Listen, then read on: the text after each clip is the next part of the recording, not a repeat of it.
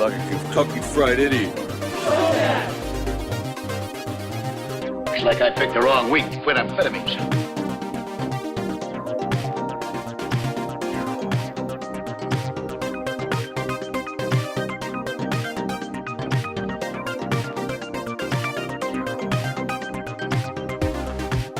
Well, it's a well-known fact, Sonny Jim, that there's a secret society of the 5 wealthiest people in the world known as the Pentaverate, who run everything in the world, including the newspapers, and meet tri-annually at a secret country mansion in Colorado known as the Meadows.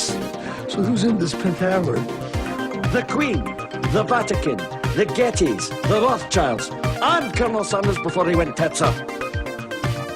Hey, it's my birthday. It's birthday. It's my birthday. Birthday boy. Hey, the song ended.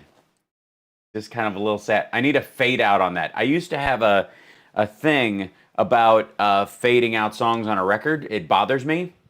I think all songs on rock albums especially should have an ending. It was left over from the days of when they didn't really write the whole thing, or they did multiple takes and nobody had the ending quite down. They had to crank the record out, so they just kind of fade it. There's a line, I don't know if you know this, but "Shout" by Tears for Fears, which was originally, we're getting down the rabbit hole right out of the gate. Hi everybody, hello, thanks.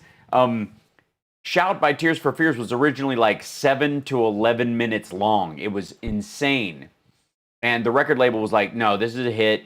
You need to shorten this damn thing because nobody's going to listen to this 11-minute song, and it's terrific. So please, please, please, can you just dial it down and shorten it?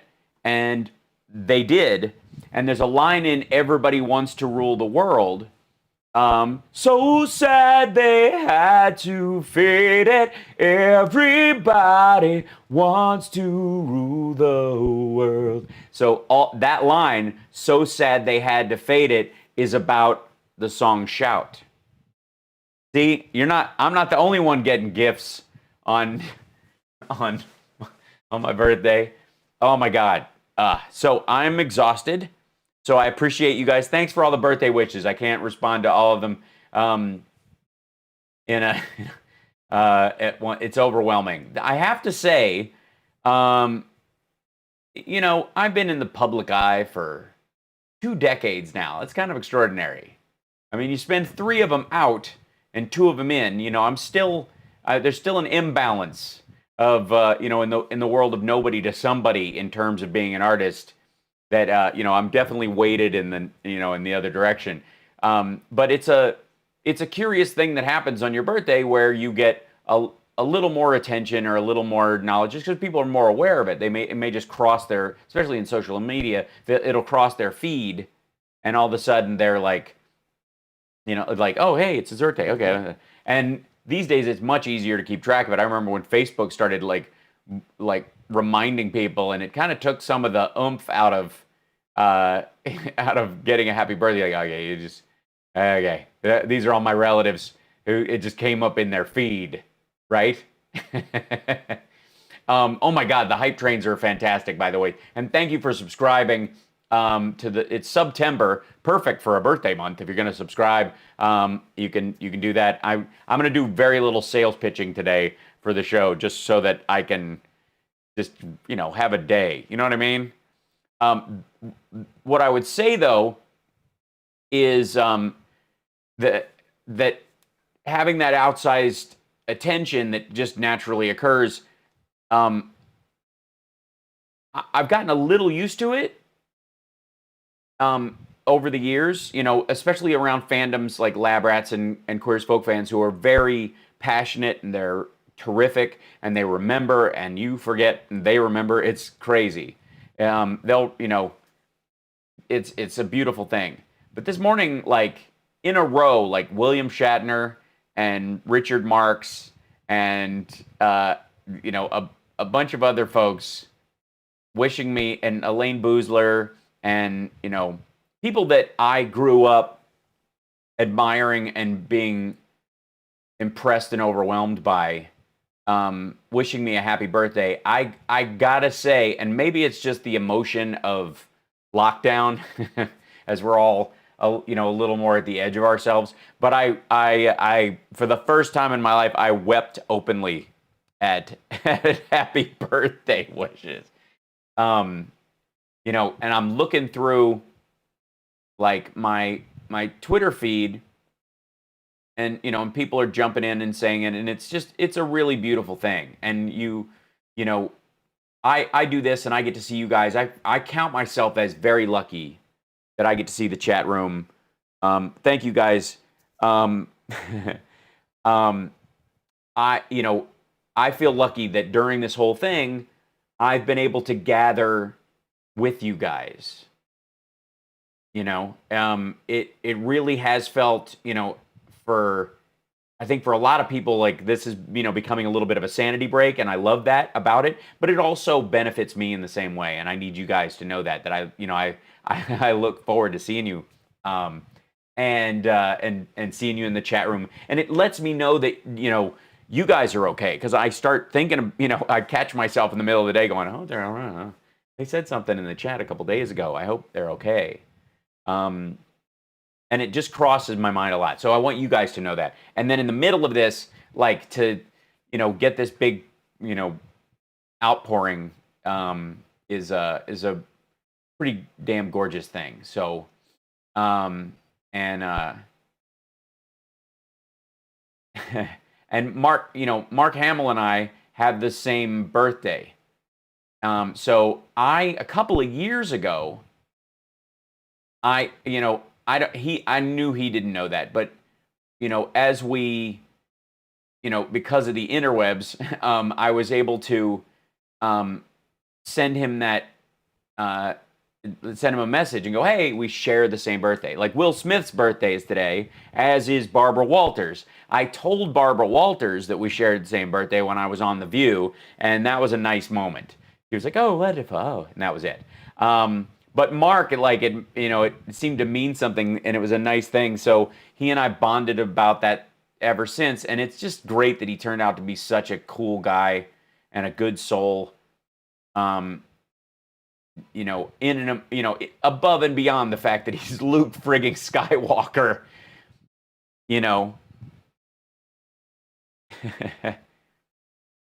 I'm sorry. I've got two chats going on either side of the screen. I have to fix this. Okay, so let's see if whoops, I'm typing the wrong thing. I'm gonna do something that I don't normally do. Maybe I'll do it in. Should I use Keynote? Yeah, I can talk to you guys at the same time I do this. No, don't save it. I don't need that.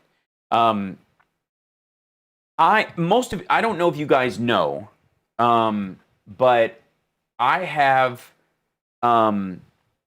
a ritual that I do on my birthday every year. And it's something that I've done since 1984. Yeah. Since Miami Vice was the #1 show. That's how long I've been doing this.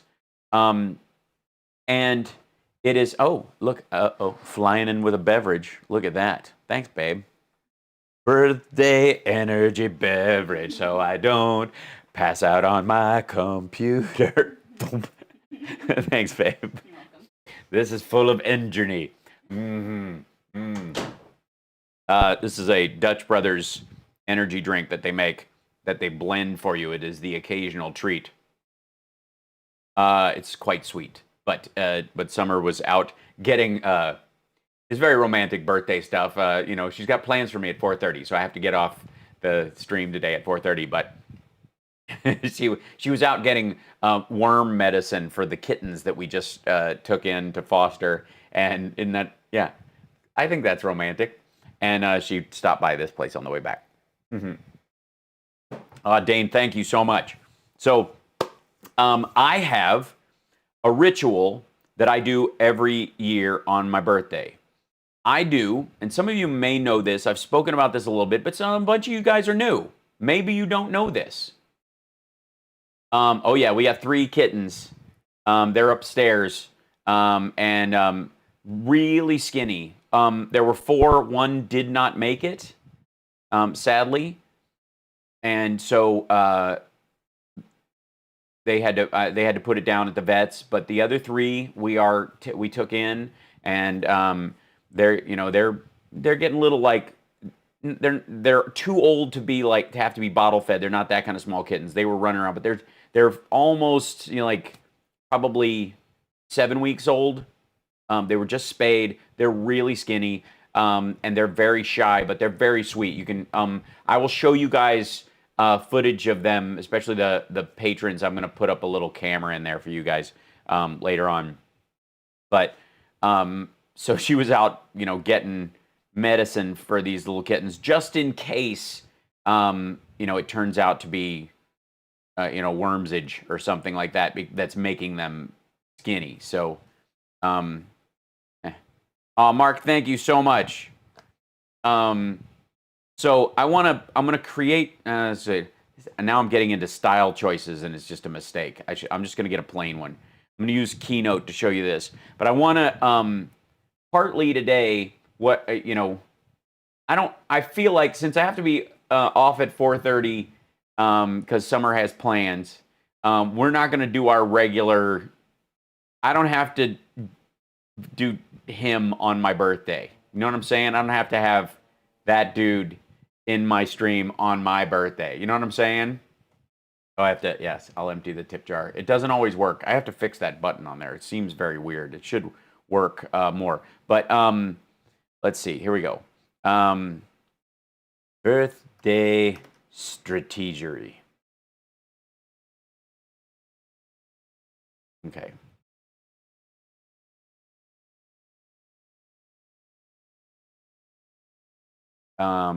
Okay. I'm not doing full artwork on these things. I'm just gonna. I should have planned this, but by God, I was up. Okay, so last night I was up till Jesus. I was up till I went to bed at 6 a.m. this morning because I was finishing the Sexy Liberal clips for sketches for that. And let me see if this actually works. Yeah, I'll add a slide, and the colors on this are awful, but okay. I'm just preparing something, so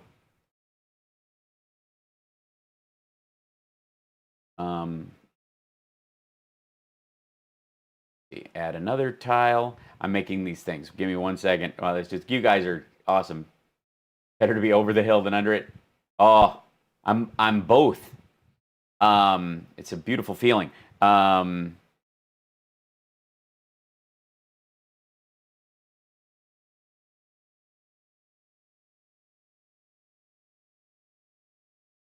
then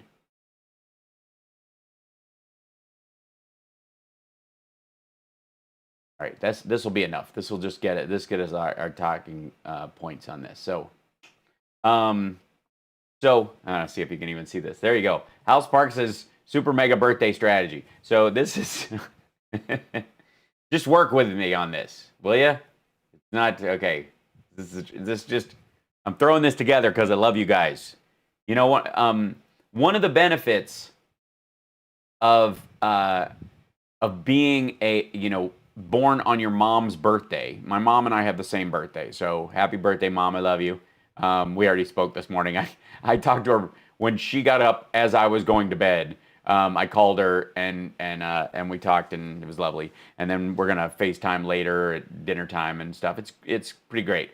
But the one gift that you have when you're born on your mom's birthday is you develop the habit of giving gifts on your birthday. It's very normal because it's also her birthday. So I would always give a gift to my mom, right? You just it's a different thing. You grow up differently than most kids because, they focus on what am I going to get on my birthday? And I also have to think about what am I going to give my mom? So part of that, which is cool, is that I made that a family tradition with my son, even though he wasn't born on his mother's birthday. I insist, gently and lovingly, that on his birthday, he gives his mother a gift because she did all the work. You just showed up.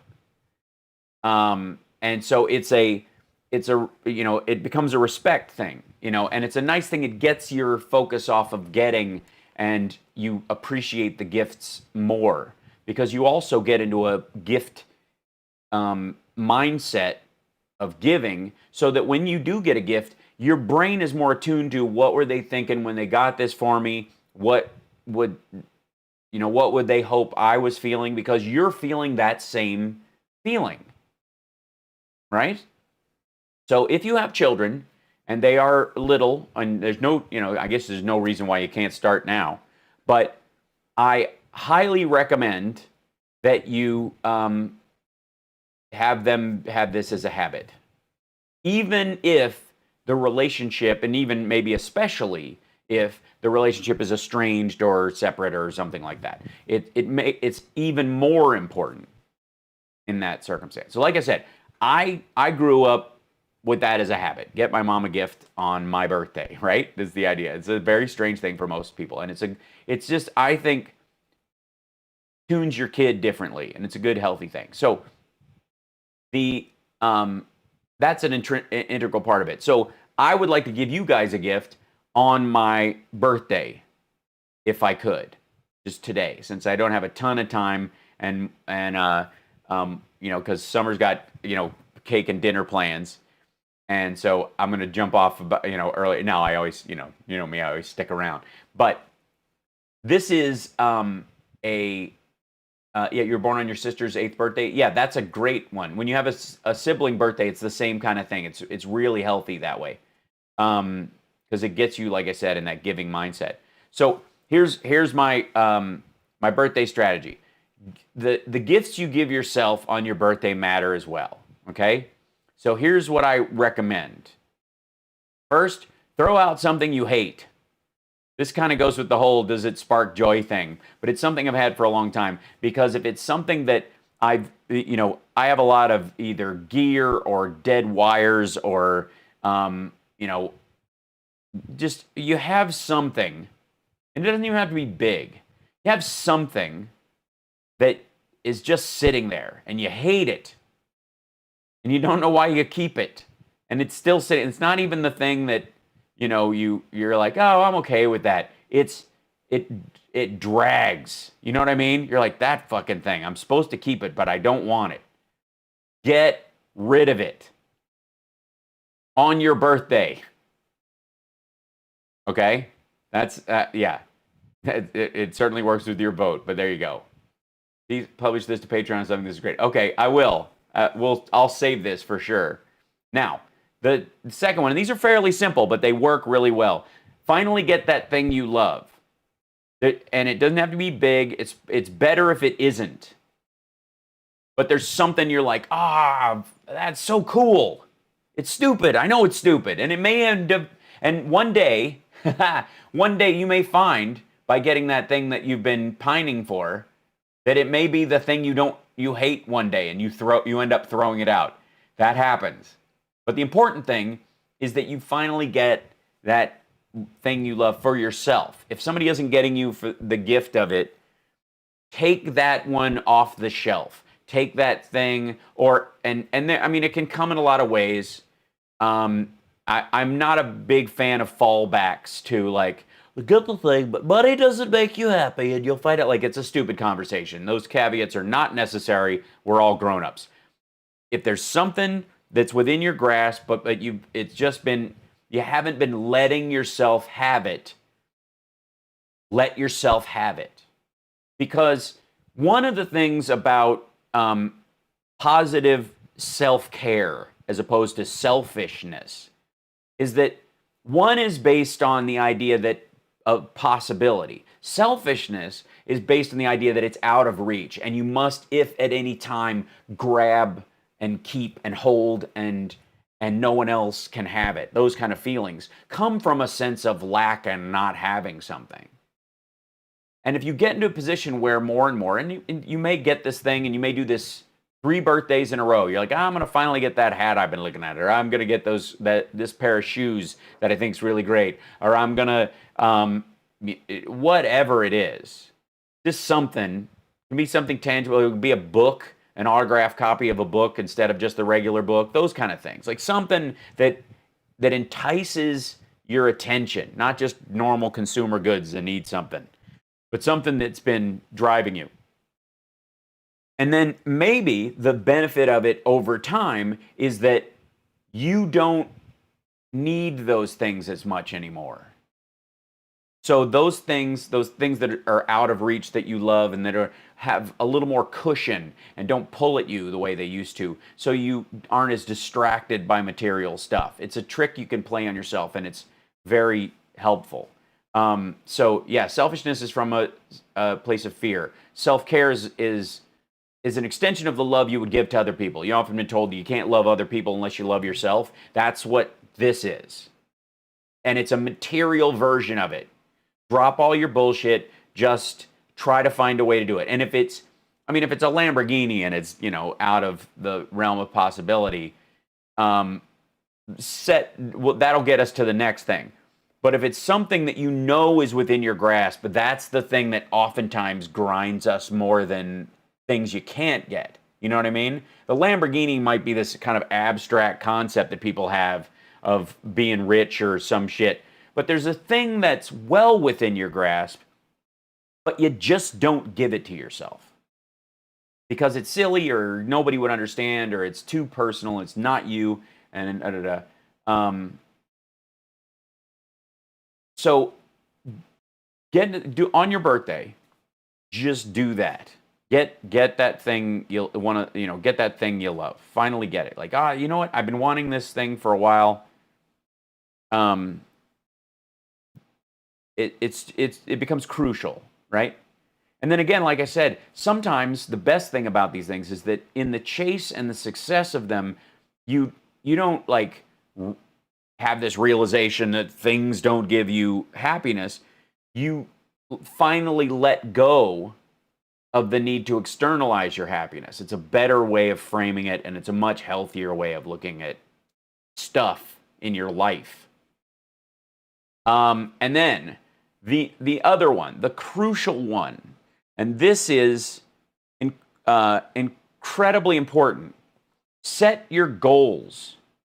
So a lot of people talk about New Year's resolutions, right? They talk about, what's my New Year's resolution for this year and all those kind of things. And around January, gyms fill up for 2 weeks, and then 2 weeks later, they're ghost towns. Because everybody is setting their goals at the same time. They're falling in the same cycle of excessive effort and failure. Thank you, Sarah. So what I do is I do my New Year's resolution on my new year. Your birthday is your new year. This is the day for my New Year's resolutions. And I don't just pick one that's kind of a singular random in the realm of exercise more, drink more water, those kind of things. I set up an active strategy. I've been doing this since 1984. And it is directly why I've had the successes that I've had career-wise. It is why I continue to work and succeed and do so joyfully in spite of all the challenges. It's why rejection has never gotten me down in the industry, which is another focus people have, is because I know I have a strategy that's multiple years long, so no individual setback or any even months of lack of work or those kind of things that really are demoralizing to a lot of actors, writers, comedians, and that kind of stuff. All of those things, I know it will pass. I know my strategy, because my goal, a lot of you know, as an actor, is to be the old guy in the movie. My ultimate goal as an actor is to be Anthony Hopkins, Hume Cronin, Burgess Meredith, Mickey and Rocky, those kind of things. And that's a long way out. And so there will be ebbs and flows all along that road. And so I don't really get upset or worried if there are patches where there isn't work. That's the nature of the system I'm in, the nature of the my kind of art. Sometimes touring is great, sometimes it's non-existent, like now. And after the pandemic's done, I'll probably be touring nonstop. So all of these elements are part and parcel to the fact that I treat my birthday as New Year's Day. This is and that way also, this way, I'm not in the same cycle as everyone else. So I don't go to find like, okay, I'm going to go to the gym, and then I'll end up, 2 weeks in, it's crowded at the gym, and half the time you don't want to, you don't want to go. Yes, Wilford Brimley, Peter O'Toole, Dick Van Dyke, absolutely. These are all people. Yeah, I definitely want to be Ruth Gordon. Oh my God, it would be great. L-O-V-E. You go to church tomorrow. Jelly Roll killed my mama, drove my daddy stone blind. You go to church tomorrow. You too. So, this is how you make it through, by the way. This is how, whenever, you move all of your New Year's resolutions and your goal setting and stuff off of the normal treadmill that everybody else is on, and you make it personal, okay? And then secondly, you make this a ritual for yourself. So today,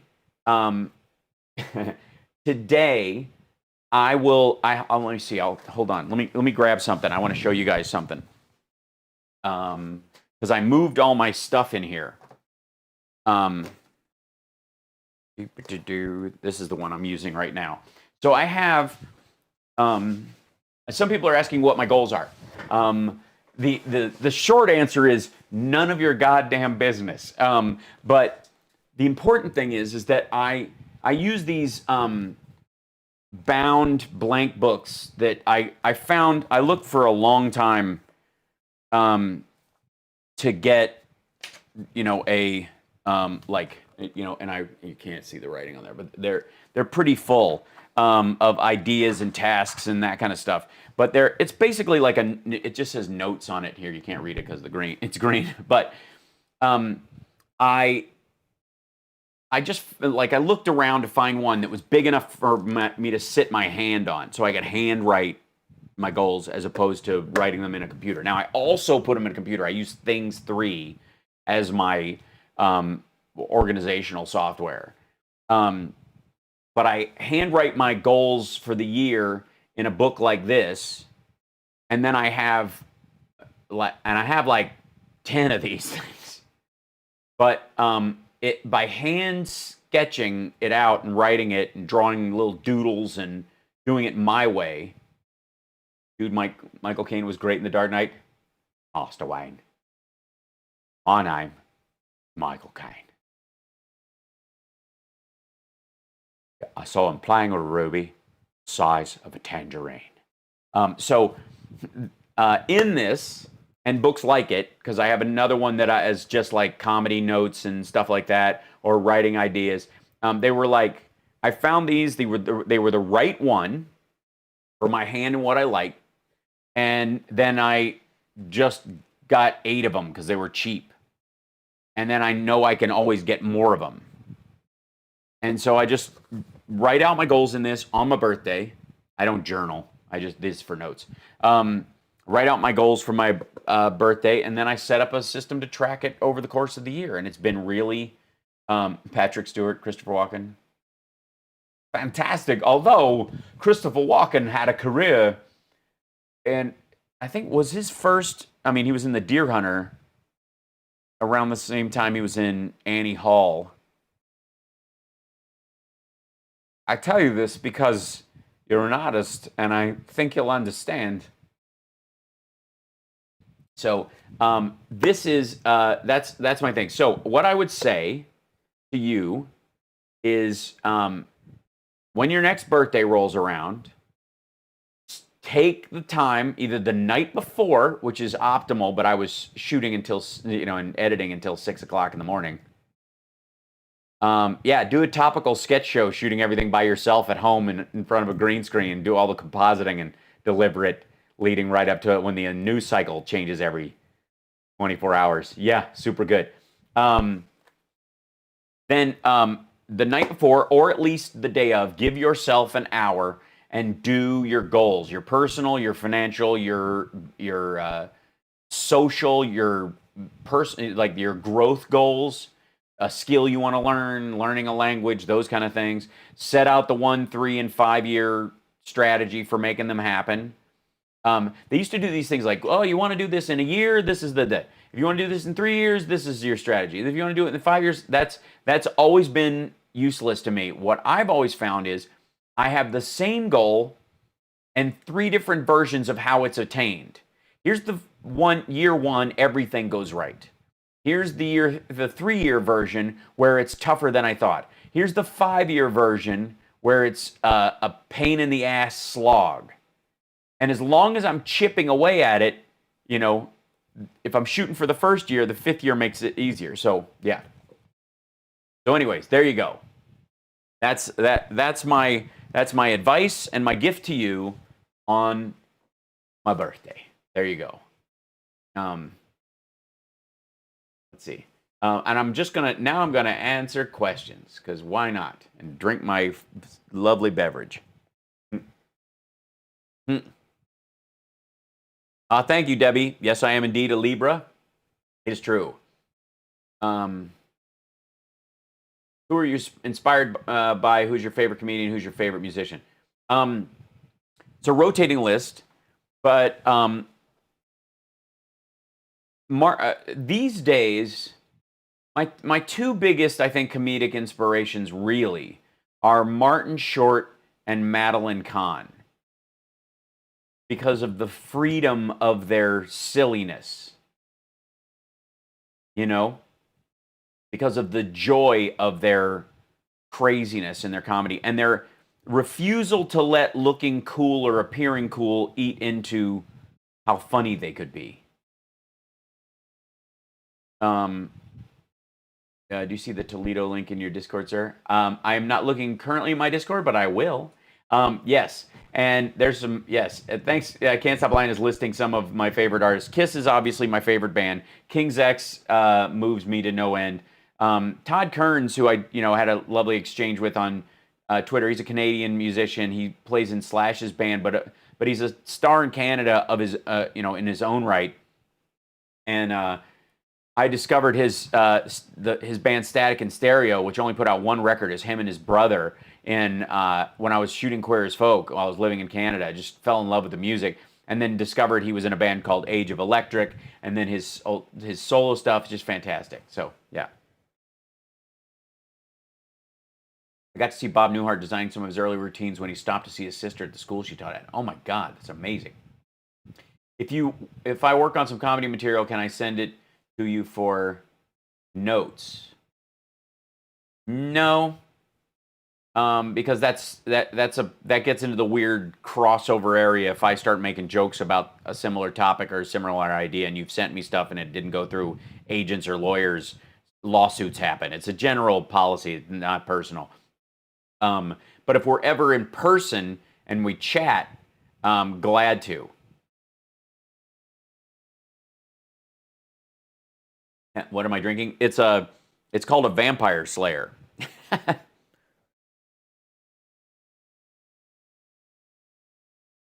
I'm good, Amy. Thanks. How are you? It's good to see you. Thank you for all the birthday wishes, everybody. Oh my God, it's so hard to. If you could pick any other career, what would you love to do? I can. There is no if. If I could, if I wanted to be anything else, I would just be anything else. What would I love to do? I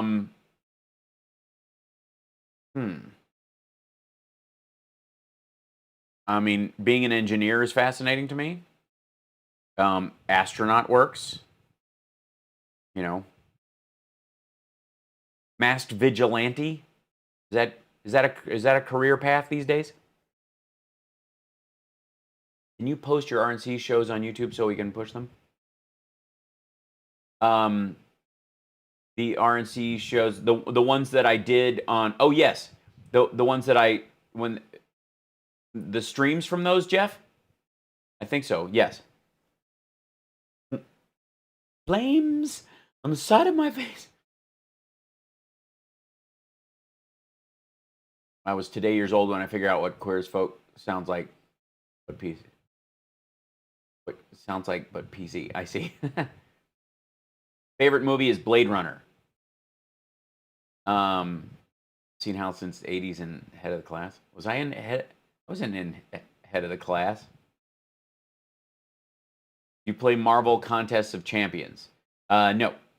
But I did get the Avengers game. I just haven't had a chance. Everything's unhooked in my house. It's terrible.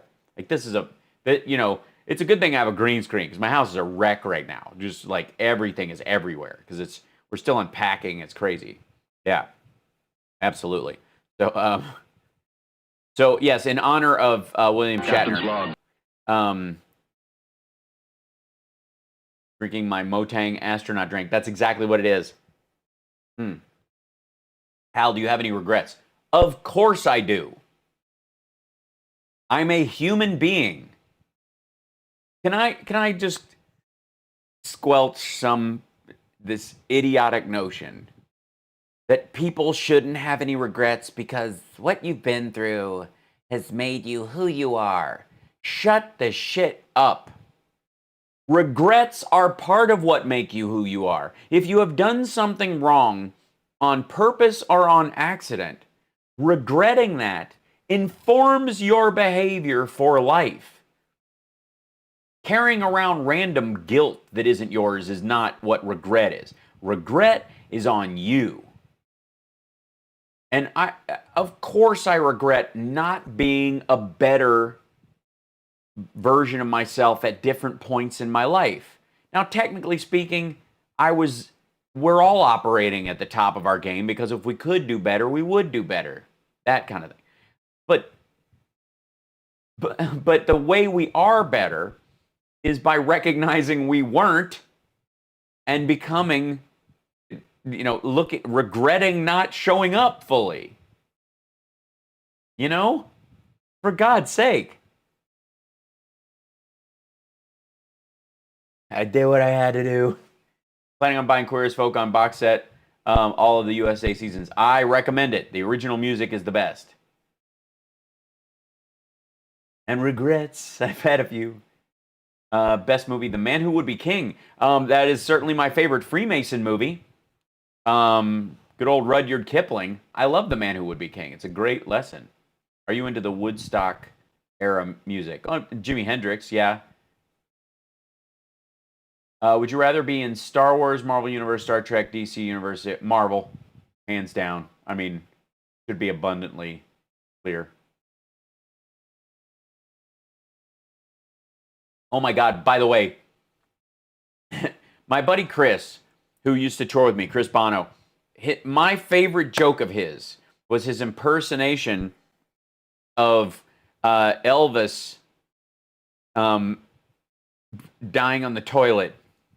And it's super simple, but he'd go, and so the end is near, and now I face the shower curtain. In the bathroom. Anyways, I love that joke. I mean, he had some great ones, but I love that one. I find myself singing that one to myself randomly.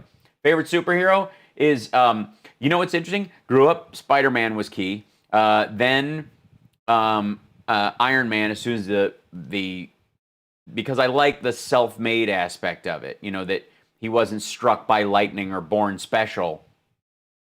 But I have to say that over the course of the Marvel, the MCU, Captain America grew on me the most and was the most he's the most inspiring, because a superhero to me is not a character that you just think is cool and carries out the vengeance of justice or whatever.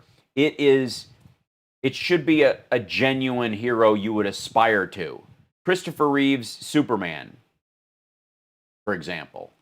And in this one, I mean, I just think like what they did with Captain America, they effectively stole Superman from the DC universe, because they allowed him to be a complete human being, but a hopeful, honorable, you know, a better man. And that's why I think in many ways the Captain America First Avenger movie is the best Marvel movie. I love children, but I can never eat one. Hi, folks. Absolutely. You guys, thanks so much for your support this year and the growth that's happened. I'm genuinely touched by it when I see it. When I see the Patreon numbers, you know, climbing up, and the support that comes from you guys there, and the bits and the subscriptions, and people, you know, supporting on Facebook, and this, you know, the super hearts when Periscope is working. Is it working? Does it work? Oh, looks like it might be working today. Nope. What the hell? I don't get it. Maybe I have to turn, like, edit the settings. No, that's right. Get it. It's weird. I don't know why Periscope isn't linking up. It keeps saying sending data. The other ones say online, but it's trying, but it's not getting anywhere. Have you watched Doom Patrol and Umbrella Academy? I have not. What's the best DC movie you've watched? For me, it's Batman Begins. Possibly. I mean, I love the original Superman because of its honesty. Although I think it's kind of funny that it's a testimony to what an amazing actor Christopher Reeve was. But he says this line to Lois, I never lie. And it's beautiful, and it's totally true, and it's fantastic, and he lies to her all the time when he's Clark Kent. I mean, he's living a double life. What do you think about the new Batman? I don't know. I will probably see it. Superman 3 with Richard Pryor. I mean, I love Richard, so. Thanks, Victory Shout. Please, appreciate it. From New Zealand all the way, the mega worldwide birthday wishes are just beautiful. I appreciate you guys so much. So, yeah, Christopher Reeve is my, although I thought Brandon Routh got shortchanged by both the story that they told and the movie itself. He's fantastic, and he would have been great. They screwed him. Favorite book, The Tao of Physics by Fritjof Capra. What are y'all, like 12? Miss Tessmacher! North, Miss Tessmacher, north! Any sports? I like boxing. And you know, full contact martial arts. I'm not a huge UFC fan, but sometimes.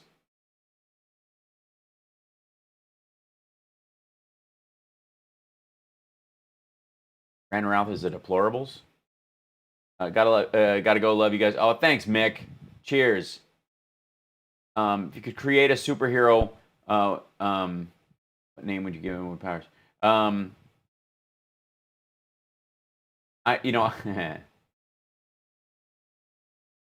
mean, we all know what, you know, I already have my own superhero symbol. So it's an easy step. I mean, I don't know. I like the human ones. You know, you have to understand that with Iron Man in his suit and Captain America with the super serum and Black Panther's magic berries and Thor being born a demigod, and Scarlet Witch being magic and Vision being, you know, a ghost robot, that means Black Widow and it is effectively the only brave Avenger, because she's just a person. Was Zoltan a superhero? He is now. Zoltan needs his own movie, I think. Yeah, Hawkeye is technically a mutant.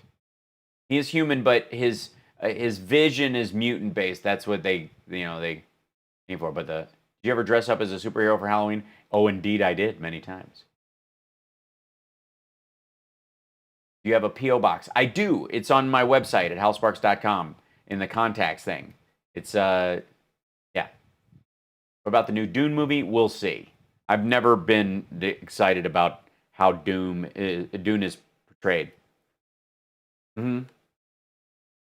Yeah, Daredevil's totally a mutant. I mean, he's blind, not blind. Do I draw, paint, or sketch? Yes, I do. I draw. Escape to Witch Mountain is a good film. You mean the original Disney 70s one? That was lovely. Are you a Whovian? You mean, do I like Doctor Who? My favorite Doctor Who is 4's Tom Baker, always will be. Although I appreciate that Russell T Davies used my name in the reboot of, for those of you that don't know, I am the inventor of the hyperdrive. When an alien is introduced as the inventor of the hyperdrive, it's his name is Hal Sparks.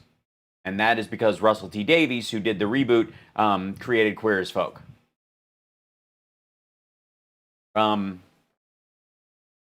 don't know. Am I a Deadpool fan? Gracias por comprar la versión en español de Deadpool Head de Hasbro. What?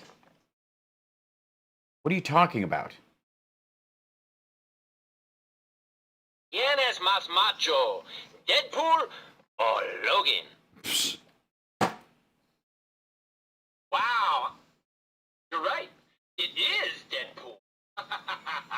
I know. I was trying to show everybody, but they like. Let me be your therapist for a minute. No, Now, tell me, what did you dream about last night? You know very well I didn't actually And sleep. what makes you think that that's the case? What are you talking about? No. Wow. Saying that out loud, does it feel true to you? Yes, it does. Interesting. I agree. How does that make you feel? Oh, shut up! I'm putting you away now. That was a birthday gift. Yeah, it's got motion sensors in it, so you can prank people with it and stuff. It's very weird. My talking Pee-wee is cooler. That's a trick I couldn't possibly do. Did you ever watch the film The Field? Must see if you haven't. I will on your recommendation. Heads would love that head. That's true. I shared DP's flair for pansexual theater, right?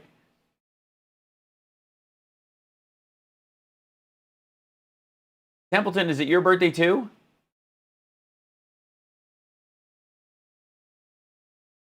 That's amazing. Are you guys ever going to do a Queer as Folk reunion? It's not up to us. I mean, that's the real answer. You know, the cast has no control of it. Showtime would have to release the rights for some other network to do it. Our version, anyways. That's why Bravo was able to make one, because the contract expired based on the original British series. It came and went. Yes, Deadpool is indeed a Libra. Templeton, happy birthday! I'm 51 today. So congratulations, you young whippersnapper. Do I like Vegas? I do. I do. I didn't think I would, but it's absurd to me that somehow, for Christ's sake, that I would be spending any time in Vegas is almost silly. One of my favorite human beings. Aw, thanks, Sweepy Magster. You getting a prezzel? Oh, a Prezi. Aw, thank you so much. You're in great company. Today is my amazing grandma's 94th birthday. Aw, and all she wanted was homemade chocolate chip cookies. That's so sweet. Tell her I said happy birthday, and she'll go, who? And just tell her she slept with me during the war. You're like 51 going on 40, yeah. You got Dick Clark disease. Maybe so, yeah.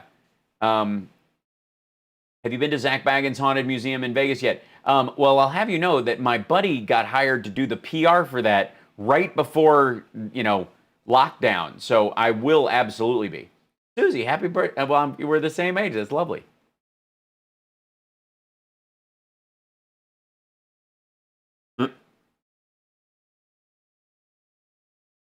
Thanks, CEO. Appreciate it, brother. Where do you think your character from QAF would be today? Happily married with another child. I think he and Ben are happily married. I think they have a long-lasting, solid relationship, and I think it's a bone of contention with all the other characters. To the point where Brian occasionally tries to subvert the relationship just to make it fall apart. That's great, Queen Faye. Thought you were younger than all of us? I look, I look younger when I haven't been up all night, for Christ's sake. Jesus. Man. And it's, in that universe, yeah. We're pretty much there. Vitalin. Oh, yeah, that's good. It's vampire juice. Thanks, I try. Is there a painting of you in the attic? Yes, it's aging in reverse. Thanks. Thanks, Chachens. You're 2 days older? Wait, yours is the 27th? Because my dad's is the 28th. My coworker's doing our, call me Benjamin Button, right? Why were you up all night? I was doing sketches for Sexy Liberal. I won't, let's see, hold on. I don't know if this will actually, maybe it'll work. Give you a little teaser. Let's see. Where are they? Jesus. I have a number of, like, folders and footage that I have. It's ridiculous.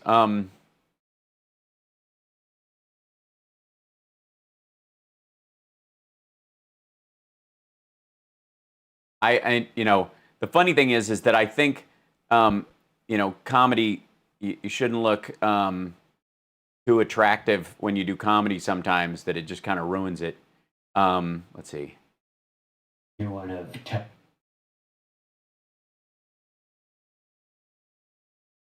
This is, I'm not going to let you hear it, but I will give you a teaser of one of the sketches that's going to be coming up.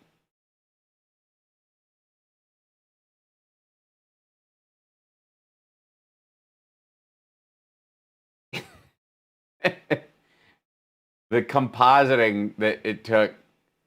All right, I'm not sure. You have to watch the Sexy Liberal show to get to see it. I'm just teasing it because I don't want to be like Steph giving the whole thing away. Thank you, Low Rider Sky.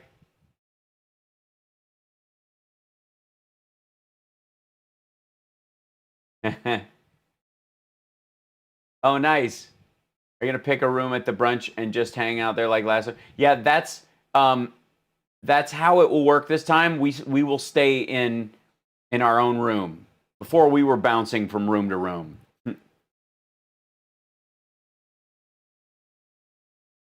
How do we get Gail Harold on social media? That ship has sailed. I don't see that happening. Mm-hmm.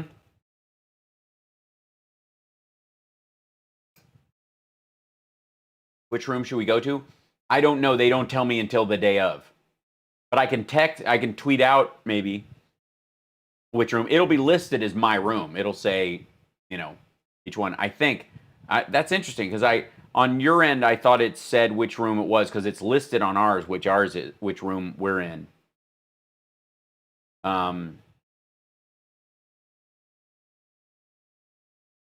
mean, I look forward to one day, you know, as having these actual gatherings.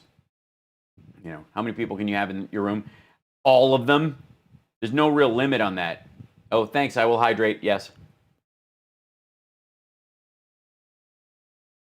Yeah. The difference, Ziggy, was that, you know, we would have to bump over, and if somebody else was in there hanging and talking, it meant nobody would be in one of the rooms. Like I would go to my next room, and if the person behind me wasn't finished talking, the room stayed empty for a while. How will we ever get to see your girlfriend on the cam? Yeah, she comes down and says hi occasionally.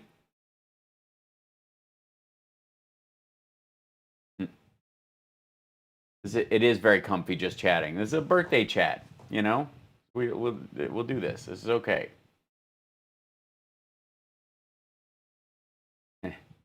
I am, and by the way, where is it? There you go. Folks over at Facebook. Good to see you. Am I still in there? Yeah, you still there? Yeah.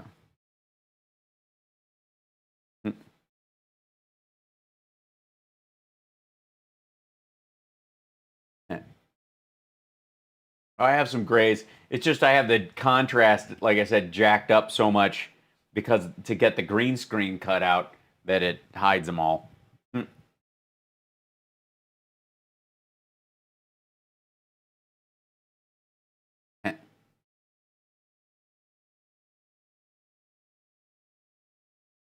By the way, I'm rolling back. Vegas is Jeremy. I was abducted in.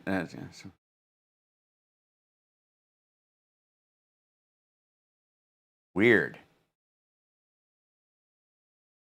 I don't know that that's specific to Vegas. Thanks, Treva. Appreciate it. Yeah, has Trump has aged us? I have not watched Schitt's Creek, and you know, I love them, so you know, I wanted to, but it's one of those things where I know I will get into it and watch the whole thing, and I've been busy. I can watch. The only things I can binge are stuff that I can do other stuff while it's on. You know, if I care too much about it, I can't do it. It eats up my entire thing. Amoeba, thank you so much for gifting the subs. I'll have to watch the Zev Shilev podcast. Excellent. Uh-huh. My only ever selfies remain the ones at Zany's when you grab my phone and start saying, "Aw, Connie, right."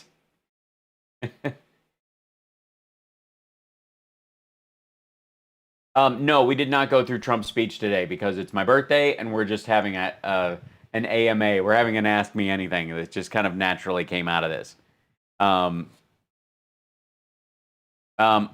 love that idea, Amy. We'll definitely get Cam down there one day in the future. It will be a way off. No, I haven't watched The Boys for exactly the same reason. I know I'll get into it. Watch one of your comedy skits from 2017. It was hilarious. Oh, thanks.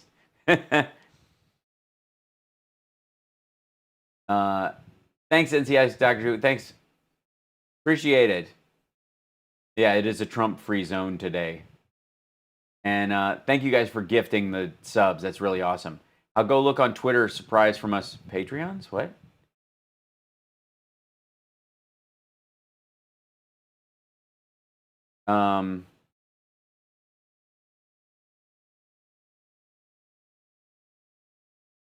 Where there's a lot. Oh, thanks. There you go.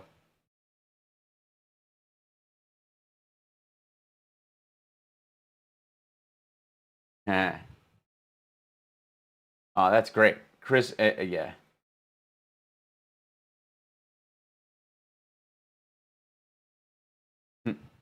Let's see. I'm looking. I mean, there's a ton of stuff. So my feed is ginormous, which is, I don't want to brag, but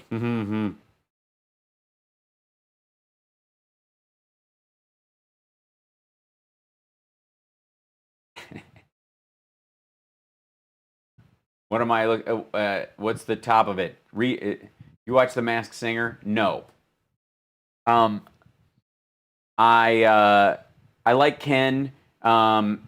They wouldn't have me on because people know I sing, but I think personally I think I could do it just by singing in different voices because I can do singer impersonations, and therefore it would be harder for them to judge. I could be different each time. It's all pre-taped. Like nobody sings live on that show. Mm-hmm. Absolutely, sweetie. Thank you. Zingers. Yeah. Yipes. Oh, thanks, Joan. Great. Love your hair. The 70s ruled. Excuse me. I'm going full. This is becoming a full mullet. I'm going to have to trim the top part because it's just getting to be long hair, For it to be a real mullet, I got to trim the top and kind of leave this fuller or something, but I just am not doing anything. I'm just letting it grow. It is definitely an 80s mullet. And I don't even know why I'm wearing my headphones today because we're not doing any of that stuff. So I think it would kill on a jazz album. I think so too. Coming Hallie, a new series, right? The Joe Dirt look. Yeah, mullets are definitely 80s. It's pronounced mulet. Mulet. Thank you, Leah. If you start fostering dogs, you'll invest in some clippers, right? You need to roach your hair. The Sean Cassidy, yeah. You know what Sean Cassidy song I loved was Taxi Dancer? Taxi Dancer? I'm not going to man bun. I will not man bun. My sister had Sean Cassidy's album Under Glass, which he was technically behind cellophane, but whatever. I have not watched Peaky Blinders. I know of it, but I have not. Saw a couple of inches from my ponytail every 2 months. That'll work. Do I twitch? I am twitching. This is Twitch. Be a Charlie's Angel, right? Once it gets bigger. Thoughts on Dennis DeYoung? He's lovely. He's a perfectionist, and I can understand how he would drive some of his other bandmates crazy. But I think it's the very thing that makes him great. My brother-in-law is doing good. Thank you for asking, Amy. He's still having treatment, but it's stabilized a lot. Yes, I will be live fact-checking the debate. I will be live streaming the debate. I was a Sean Cassidy fan, if I'm honest. Yeah, well, yeah.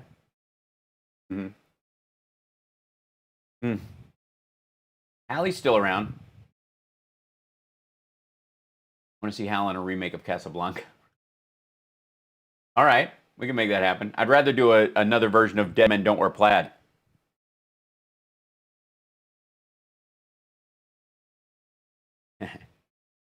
Oh, we will, Carolyn.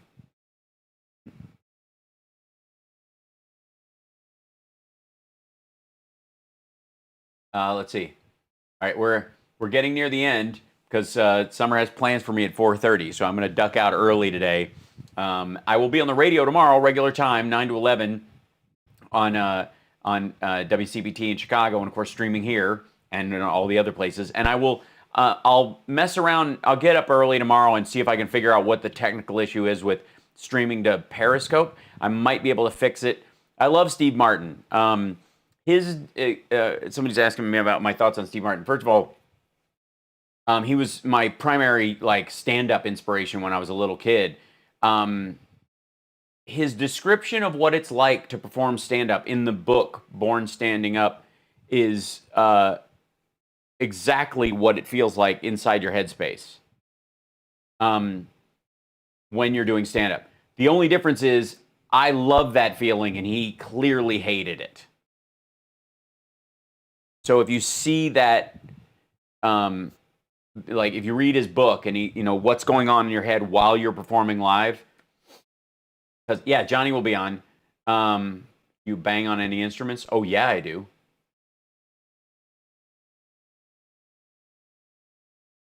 So yeah, his writing is terrific. If you look at Steve Martin's career, the early part of it especially, he was chasing Woody Allen. He's basically Steve Martin's career stuff, with rare exception, is 2 or 3 years behind Woody Allen. They were both kind of like, I think it was Your Show of Shows and the Smothers Brothers. They were both writer-performers on there, both doing stand-up, both played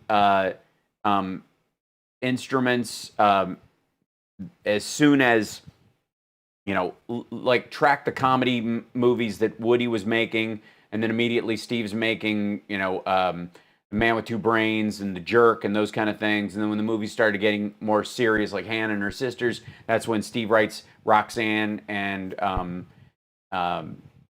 LA Story.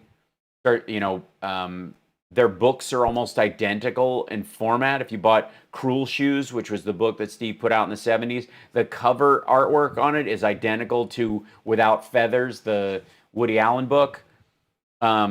There's always this kind of little track behind that's fascinating to me. And it's, it's about who, inspires you to try and go for something and allows you to do, okay, this is possible now. I could do this. And he's always been doing it. And as soon as they did that documentary on Woody Allen playing clarinet again and going out on, touring playing that, Steve starts playing the banjo again, completely seriously, with no jokes involved. It's thank you, Richard. Yeah. This was, wow, Stinging at the Gate of Horn to see Lenny Bruce was amazing. It was way underage. That's amazing. David Newman's really funny. I can't think of it. Dirty Rotten Scoundrels? Yeah.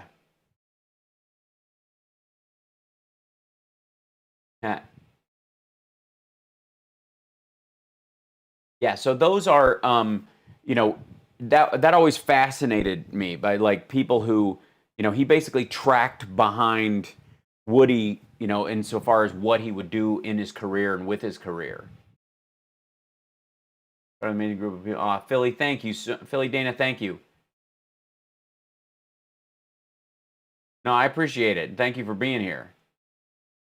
My favorite Woody Allen film is Stardust Memories. It's pretty great. Yeah. Check out the cover of Steve Martin's banjo album. He looks totally different. It looks like a totally different person. Yeah, he looks like my dad. Hey, you guys want? Can I show you something? I don't know. Let me see if this will. I'll sign off on this.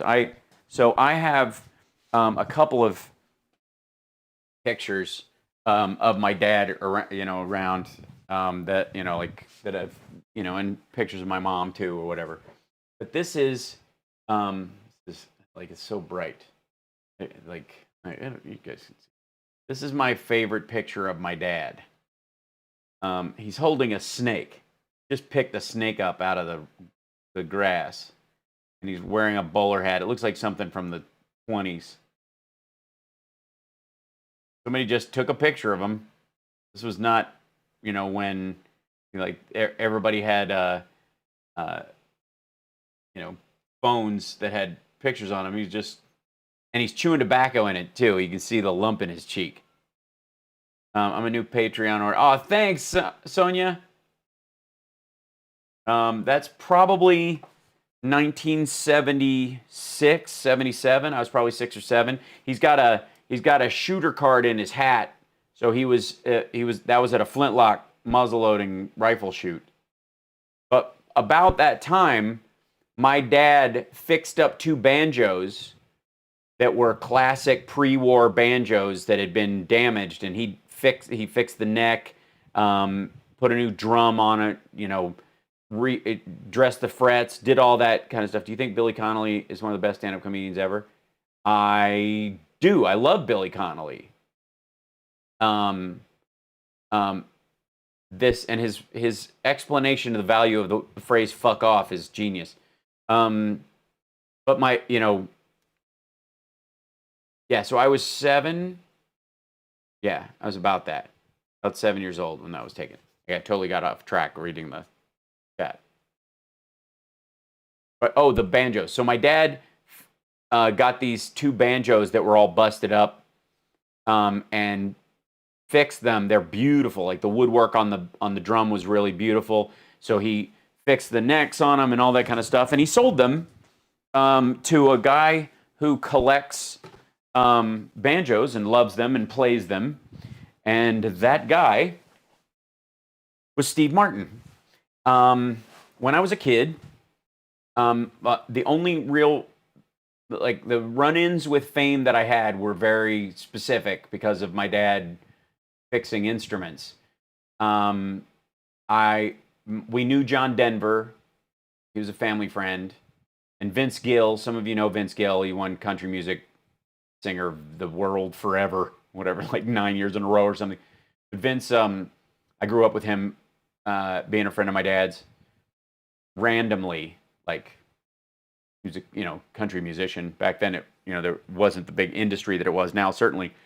But he saved my life. Vince saved my life. I'd be dead if it wasn't for Vince Gill not recognizing time zones.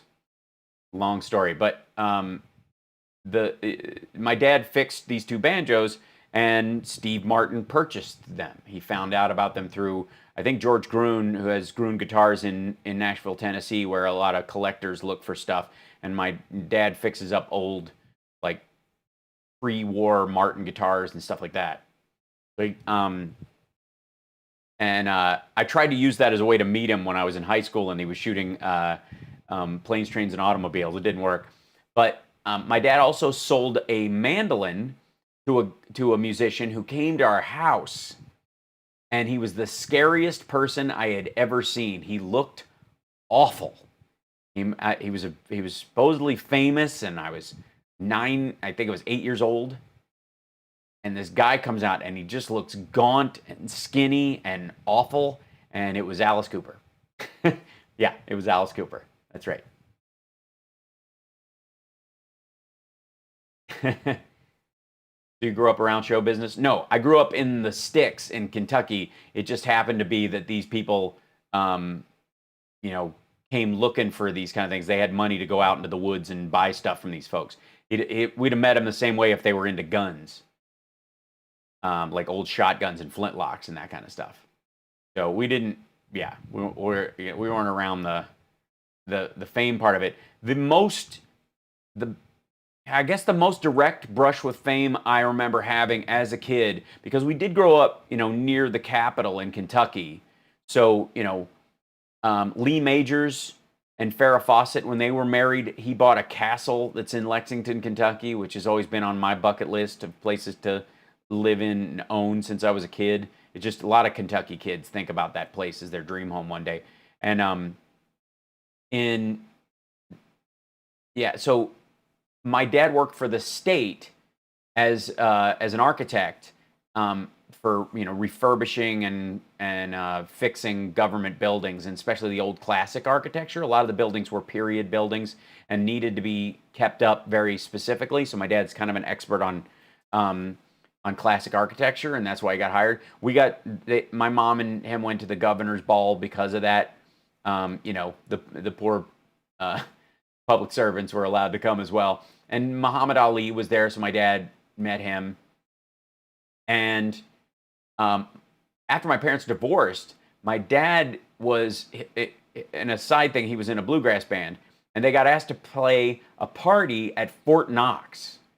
They got hired to play, like, for 2 hours, just play, light banjo, like, basically like hillbilly dance music at this, bluegrass, at this party for whatever at Fort Knox.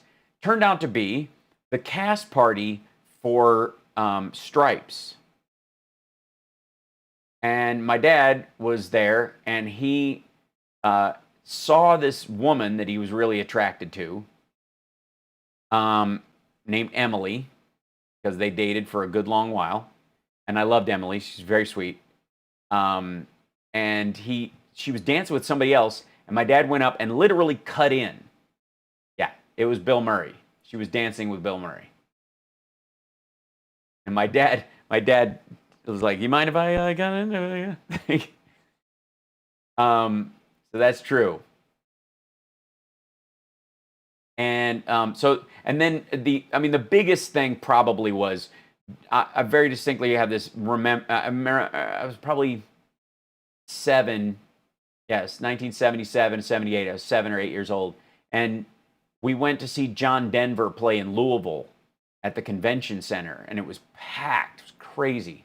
And we went backstage, and John Denver got me a Coke out of a cooler they had as part of their rider, so John Denver gave me a Coke when I was 70, in 1977, when I was 7 years old, and he was like such a sweet guy. My dad knew him fairly well and fixed a guitar or two for him, that kind of thing. I'm missing stripes in my intro outro. That's true. I should add those. I should add a bunch of those. We're Americans, right? Yeah. So John was really sweet, and that was at the same time they were having the Louisville Auto Show. Like, remember, like, celebrities used to come out to like car shows and stuff like that. And so there were some other famous people there that I didn't know that were older, that were from TV and stuff, like from, not Dynasty, but one of those kind of nighttime drama shows or something. But when I was 10, I went to the Louisville Auto Show, and I met Adam West and Burt Ward, Batman and Robin, and I met Aaron Gray, who I had a brutal crush on as Wilma Daring on Buck Rogers. Oh my God, I was in love with that woman at 10 years old. I was like, I can't, yeah, Falcon Crest. For God's sake, I was like, still, my God. Was John in bad health? His death was such a mystery. John Denver, he was in a plane crash. John Denver was in an experimental craft where the fuel gauge was behind him, and the stick to control the ailerons was between his legs, and he leaned over to check that, and it tipped and killed him. Yeah, Aaron Gray was just gorgeous. Oh my God.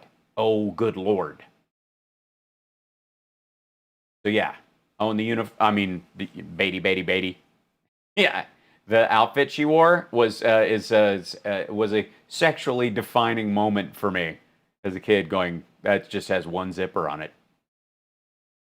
One zipper, one big long zipper between me and magic. 10 years old. I'm like, I don't quite know what I would do with that, but I have some ideas. Huge Linda Carter fan. I had a huge crush on her as well. I had a picture of her on my wall. Yeah, there's another story. I'll tell that story on the next birthday. John Denver's picture is still in my high school cafeteria. That's awesome. Did he go there? Yeah, the Buck Rogers series was lovely. The Zandozan, was it Zandozan? No.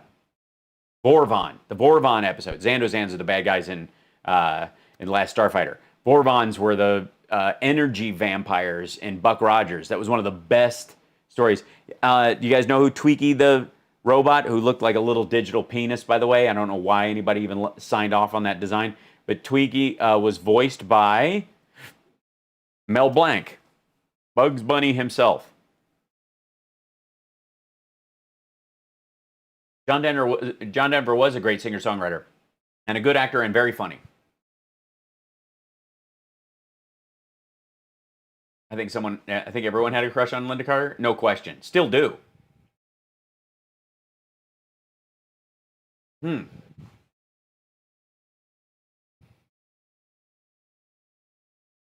Oh, I got 7 minutes. I'm signing off now.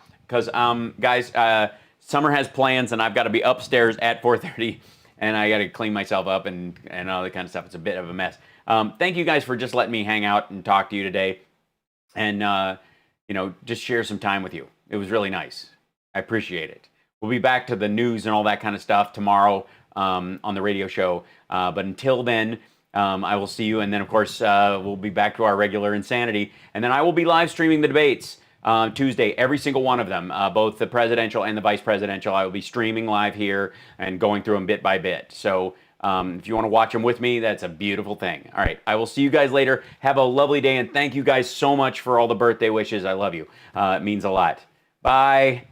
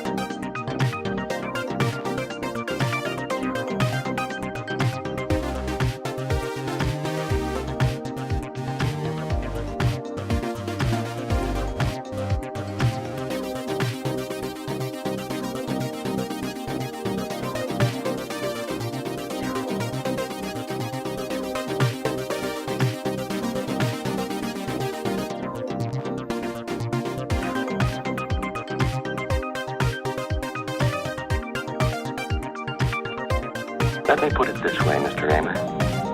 The 9000 series is the most reliable computer ever made. No 9000 computer has ever made a mistake or distorted information. We are all, by any practical definition of the words, foolproof